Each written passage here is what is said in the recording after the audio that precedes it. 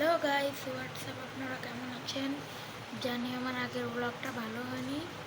তো আমাদের মসজিদ হয়েছে, আপনারা ভালো মতন দেখতেই পাচ্ছেন।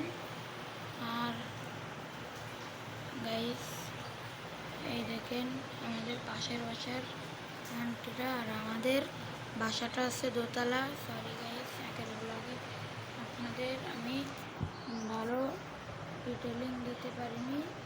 তো আমরা আজকে আমাদের সেকেন্ড ব্লগ শুরু করে দিয়েছি।